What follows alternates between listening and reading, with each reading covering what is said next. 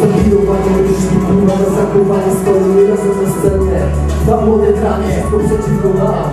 Zawsze pochównie twoje bracia krew krwi zamiast milczeć. Robimy zwykłe widły, niespotykany zmysł. A jego numer 6, ty masz ich tylko 5. Więc do mnie mówię cześć albo wypierdalaj. Z frajerami się nie gada. Jedyne co usłyszysz to synonim słowa nara. Nie mogę na ciebie patrzeć, na paznokciach masz lakier. Na dupie wąskie rury, na ryju męski klakier. Jestem wściekły i nie ukrywam tego, kiedy jeden do drugiego mówi choćby ten tego, ja pierdolę, mówię szczerze. Cały świat skis, ja pierdolę. Taki mam szósty zmysł. On już się uruchomił, dzisiaj jestem zły. A zaraz chodzi refren i pokażę wam kły. On już się uruchomił, dzisiaj jestem zły.